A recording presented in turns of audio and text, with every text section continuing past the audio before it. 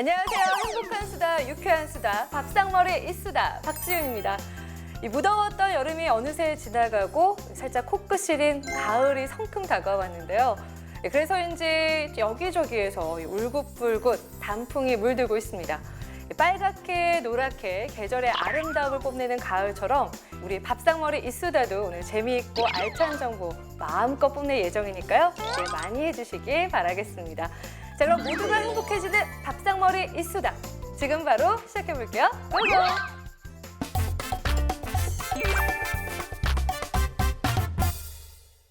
이슈가 되고 있는 최근 사례에 대해 담당자와 함께 살펴보고 수다를 떨어보는 시간. 톡톡 이슈 시간입니다. 무엇이든 안심하고 먹을 수 있고 또 어떤 것이든 안전하게 사용하는 대한민국이 될 수 있도록 식약처가 국민의 소리에 귀 기울였다고 합니다. 바로 국민청원 안전검사제를 실시했다고 하는데요. 대체 어떤 내용인지 관련 담당자분과 그리고 국민청원 안전검사제에 관심이 많은 시민 한 분과 함께 자세한 이야기 나눠보도록 하겠습니다. 안녕하세요. 안녕하세요. 반갑습니다. 두 분 자기소개 좀 부탁을 드릴게요. 네, 안녕하세요. 식품의약품 안전처 고객지원 담당관실 유범열이라고 합니다. 네, 반갑습니다. 네, 그리고 또 유범열 주무관님 이어서 네, 안녕하세요. 저 초등학교 1학년 남자아이 엄마 박정은입니다. 반갑습니다. 주부님. 네네. 여기에 이렇게 주부님 자격으로 나오실 정도면 거의 대한민국을 대표하는 주부구단. 네. 기대가 되는데. 괜찮으십니다. 네. 오늘 이 내용이요. 그냥 아나운서로서가 아니라 그냥 국민의 한 사람으로서 굉장히 궁금한 재미있는 내용이에요. 국민청원 안전검사제. 국민들이 다양하게 원하는 것들에 대해서 청원을 할 수 있다. 이런 말씀이실까요? 신문고 이런 것처럼? 네, 맞습니다. 정확히 말씀을 드리자면 국민청원 안전검사제는 식품의약품 안전처가 생활 속에 밀접한 식품의약품에 대해서 불안해한다 하면 국민들이 청원하시면 그에 대해서 다수 추천한 청원건에 대해서 검사하고 그 결과를 알려주는 제도입니다. 그럼 우리 대표로 나오신 주부구단 박정은 주부님은 어떤 게 좀 궁금하실까요? 저랑은 좀 다를 것 같은데. 저희는 아이를 키우던 엄마이다 보니까 네네. 아무래도 이제 가정에서 가장 많이 사용하고 있는 무류지나 또 아기들이 사용하는 기저귀 같은 거 이런 게 엄청 궁금하거든요. 그러네요. 안전한지 안전하지 않은지에 대해서 그래서 좀 청원이 있다면 한번 넣어보고 싶네요. 물휴지는 뭐 꼭 아기가 없어도 요즘 다들 많이 쓰시니까 누구나 그쵸? 뭐 어떻게? 예, 저도 그 아이를 키우는 아빠로서 그 굉장히 많이 사용을 하더라고요. 그래서 저희가 국민청원 안전검사제가 1차 그 4월 23일부터 시작을 했는데 국민들이 물티슈에 대해서 역시나 먼저 청원을 하셨어요. 청원에 밀접해. 그래서 국내 유통 중인 수입품까지 포함해서 147건을 수거 검사하였습니다. 그래서 이 중에 14건의 제품이 부적합 받아서 그래서 판매 중지하고 회수 처분 조치하였습니다. 오, 그래요. 그래서 9월 달에 결과가 완료돼 가지고 저희 식약처 홈페이지에 해당 제품 판매 금지되고 회수됐던 제품에 대해서 공개하고 있습니다.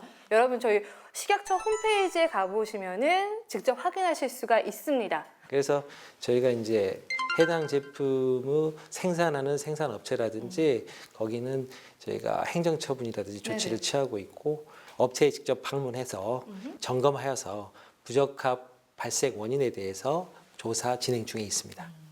너무 쓰실 때 찝찝하고 이제 어떻게 이렇게 만들 수가 있는지 제일 막 입도 닦고 막 그쵸? 이렇게 막 저도 듣고 너무 깜짝 놀랐네요. 애기 막 엉덩이도 닦아주고 막 당연하죠. 이랬는데 그게 다 저희하고 묻었다고 괜찮은데 생각하는데. 그나마. 너무너무 깜짝 놀라시는 분들 많이 계셨을 것 같은데 참 조심해야 될 것 같다라는 생각이 드네요. 어쨌든 아니 그리고 참고로 그 마트에 가서도 저희가 알 수 있는 게 있다면서요. 바로 네. 지금 바코드를 찍으면 부적합 제품 같은 경우는 아예 찍히지가 않습니다. 그러니까 그 결제할 때 아예 찍 할 때 결제할 수가 없겠네요. 그렇습니다. 저희가 살 수가 없게끔. 계산이 안 되겠죠. 그러겠네요. 굉장히 확실하다라는 생각이 드는데 잘 알았고 또 아까 기저귀도 좀 네, 말씀하셨잖아요. 기저귀도 참 궁금하더라고요. 어떻게 결과가 나왔는지. 아, 네. 궁금한데요? 그 국민청원 안전검사 1차 대상으로 선정된 게 무류지뿐만 아니라 어린이 기저귀였습니다. 지금 39개 제품에 대해서 수거 검사가 진행 중에 있고요. 네. 기준규격인 19개 항목에 대해서는 적합 조치되었었고요. 네네. 다만 휘발성 유기화합물인 VOCs 같은 경우는 검사 진행 중에 있습니다. 검사가 끝나는 대로 즉시 그 결과를 공개하도록 하겠습니다. 네, 이번에도 정말 깨끗하게 안심하고 쓰실 수 있도록 좋은 결과가 나왔으면 좋겠습니다.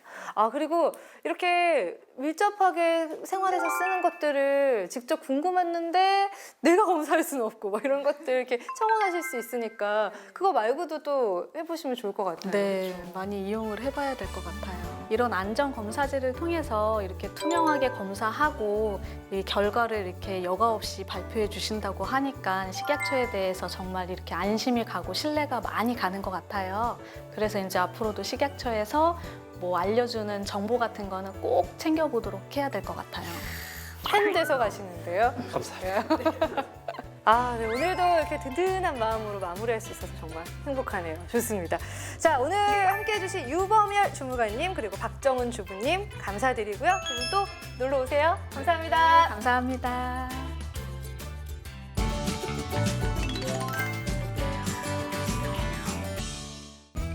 우리가 알고 있는 기존의 정보를 하나하나 면밀히 살펴보고 즐겁게 수다를 떨어보는 시간, 팩트체크 시간입니다.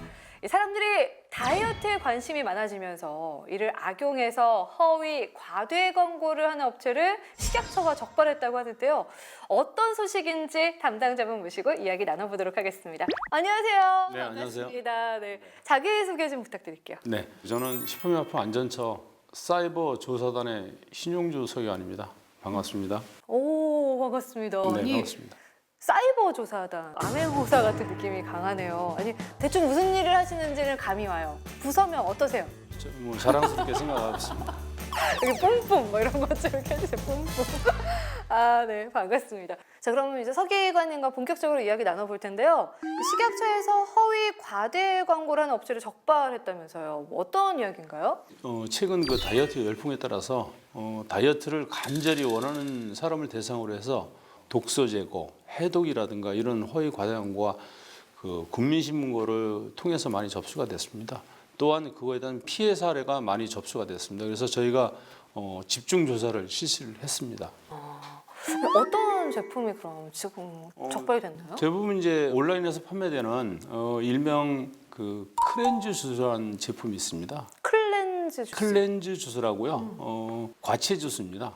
아, 이제 과일과 채소가 같이 들어간 주스인데 대부분 이제 다이어트라든가 이제 독소가 독소 해독이 빼는 된다고 주스, 예, 그거요? 해독 주스라고 이제 얘기를 하고 있습니다. 그게 클렌즈 주스라고 예, 하는 예, 거구나. 맞습니다. 그 얘기 많이 들어봤죠. 네네. 예. 그래서 이제 온라인상에 218개 그 사이트에서 이제 판매되고 있는 제품 중을 대상으로 정말 했고요. 많죠, 맞아요. 그 중에서 이제 25개 제품 97곳을 저희가 판매업체에 적발을 했습니다. 그래서 이제 적발된 그 세 가지 유형을 살펴보면 첫 번째는 디톡스 효능 효과 표방에 대한 부분들이 있습니다. 그래서 그게 63% 해서 139건이 나왔고 최고 많이 나왔습니다. 네. 그리고 이제 두 번째 같은 경우는 여성분들이 좋아하는 이제 다이어트에 대한 부분들. 다이어트가 이제 건강기능식품 일종이거든요. 그래서 이제 건강기능식품에 올인원동할 수 있는 표현들이 한 45건 정도, 그래서 20% 정도가 나왔고요. 세 번째는 이제 항암이라든가 이런 질병 예방의 치료에 대한 표방하는 광고가 34건으로 나타났습니다. 저희가 적발을 한 사례입니다. 아니, 그러면 이게 지금 하나도 그런 효과가 없는데 그렇게 허위가 된 것도 있고 이만큼 있는데 이만큼 뭐 살 빠지는 예, 것처럼 예, 해놓은 게 맞습니다. 있다라는 이런 네네, 말씀이신 맞습니다. 거죠? 네네, 네, 야, 뭐 거의 뭐 다를 바도 없는데 네. 일반 주스랑 제가 이런 거를 제 돈 주고 사 마셔본 적이 한 번도 없어요. 과일 주스를 이제 클렌즈 주스처럼 이렇게 뭐 다이어트라든가 디톡스가 된다고 해서 허위 과다한 거 하는 제품들은 이제 주의를 하셔야 될 것 같고요. 아니 예뻐지고 싶고 멋있어지고 싶은 욕망을 이용해서 이렇게 파시는 거는 정말 진짜 이분들도 정말 안 되는 분들인데 조사해 보시니까 그러면은 효과가 좀 어떻게 나왔나요? 저희가 그래서 그 독소 제거에 대한 허위 과다 광고 제품들을 구매를 했고요. 그다음에 허위 과다 광고를 하지 않은 제품들도 저희가 구매를 했습니다. 그래서 이제 구매를 해서 각각의 성분과 검사를 통해를 했고요. 그 중에서 이제 열량이라든가 나트륨이라든가 당류라든가 이렇게 비교를 해봤더니 실제로 함량 차이가 특별한 차이가 없었습니다. 없어요. 네, 없었습니다. 이야, 정말 배신감 드는데요? 그러면은 모두 다 적발되거나 잘못된 게 아니고 그중에 또 괜찮은 상품이 있을 거 아니에요? 그럼 어떻게 그러면은 구매해서 먹으면 될까요? 건강 유지에 도움을 얻기 위해서는 인체에 유용한 성분이 들어가 있는 건강기능식품 별도로 있습니다. 그래서 건강기능식품을 구매해서 이제 드시면 가능할 것 같고요. 다이어트를 이제 원하실 경우에는 건강기능식품 중에서 지방의 합성을 저해하는 성분을 가지고 있는 이제 가르시니아 캄보지아, 그다음에 레몬밤 추출물도 있고요. 그다음에 히비스커스 추출물이 별도로 있습니다. 그래서 이런 것들은 이제 음식물을 섭취를 해서 지방이 축적돼서 쌓이는 거를 중간에 저해하는 역할을 하고 있습니다. 그래서 충분한 운동하고 이제 같이 하시면은 다이어트에 성공하실 거라고 생각이 됩니다. 그럼요. 네, 이 밖에도 국민의 건강을 우려할 수 있는 부분은 집중, 단속할 예정이시라면서요. 네. 식약처는 앞으로도 일반 식품을 질병 예방 치료라든가 허위 과다 광고 하는 행위에 대해서는 집중적으로 모니터링을 통해서 적발된 업체는 행정처분과 함께 고발 조치를 할 예정으로 있고요. 소비자들께서 불법 행위를 목격하신 경우 불량식품 신고 전화 139가 있습니다. 그다음에 이제 민원 상담 신고 전화 110으로 신고해 주시면 저희가 적극적으로 신속하게 조사해서 알려드리겠습니다. 알겠습니다. 이제 이거 믿어야 되나 말아야 되나 이렇게 불안한 마음 없이 그냥 편하게 그냥 딱 골라서 먹을 수 있도록 그렇게 믿고 살 수 있는 사회 만들어 주실 수 있기를 부탁드리겠습니다. 네. 네, 알겠습니다. 수고 많으셨습니다. 감사합니다. 네, 고맙습니다.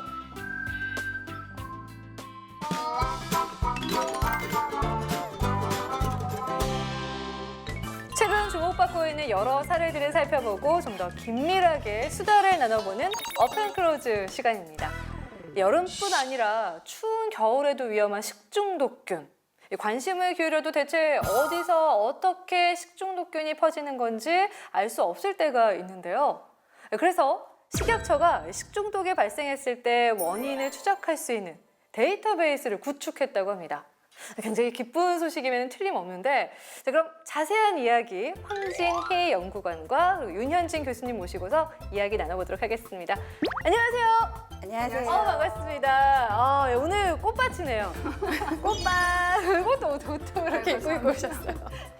반갑고요. 일단은 자기소개부터 부탁을 드릴게요. 네. 예, 식품의약품안전평가원 미생물과 황진희 연구관입니다. 안녕하세요. 네, 저는 식중독균 유전체 연구사업단에서 식중독균을 연구하고 있는 아주대학교 분자과학기술학과 윤현진입니다.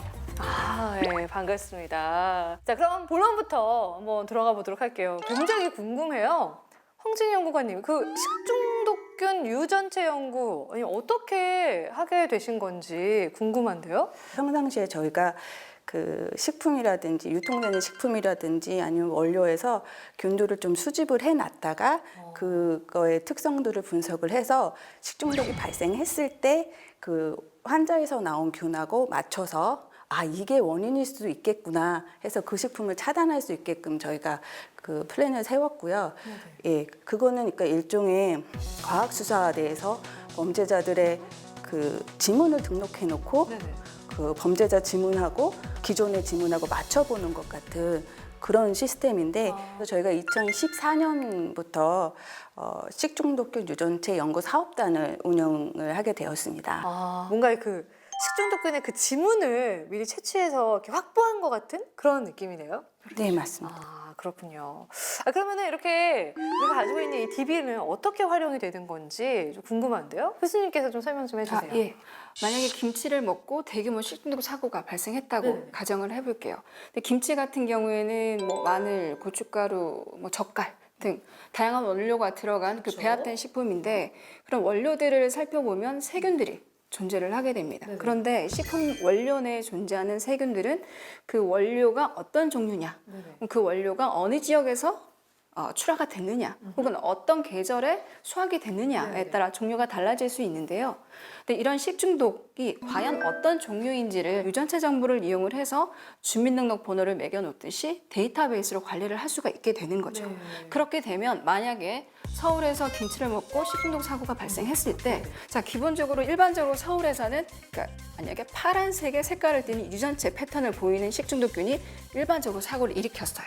그런데 이번 사고에서는 만약에 전라도에서 발견된 적이 있는 노란색의 유전체 패턴을 보이는 식중독균이 만약 검출된다면, 그러니까 전라도에서 유입됐을 가능성이 있기 때문에 전라도에서 서울로 유입된 김치 원료들을 다 조사를 해서 어떤 게 문제가 됐는지 확인을 한 다음에 그 유통 과정을 차단을 하면 식중독이 더 확대되는 걸 막을 수가 있겠죠. 그러네요. 완전 원천적으로 봉쇄하는 그런 느낌으로 할 수가 있겠군요.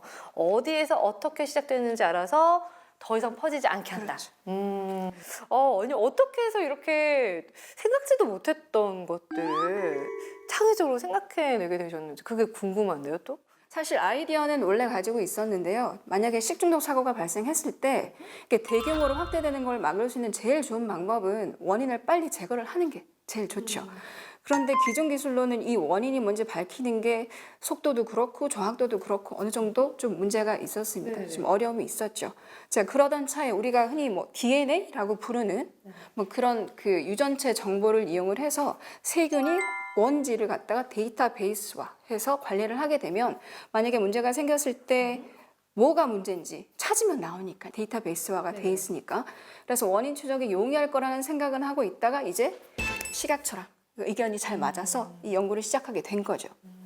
사실 이 연구 같은 경우는 네네. 미국도 그렇고 시도는 하고 있습니다만 선진국에서도 잘 못하는 부분이 어느 정도는 있거든요. 근데 그러니까 저희 사업단도 그렇고 우리나라에서 이렇게 원인 추적할 수 있는 시스템이 만들어졌다는 자체만으로도 연구자로서 학자로서 굉장히 뿌듯하게 생각을 하고 있습니다. 아 이런 건 진짜 칭찬해줘야 돼요. 박수 한번 칠까요, 정말? 네, 대한민국 만세!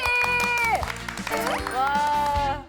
또 다시 얘기를 더 해보자면요. 우리가 가지고 있는 식중독균의 유전체 DB가 국제 분쟁 시 해결 실마리도 제공을 한다고 들었는데 이건 또 무슨 얘기인가요? 그러니까는 저희가 수입식품도 많이 들어오고 그다음에 우리 것도 많이 수출을 하고 있어요.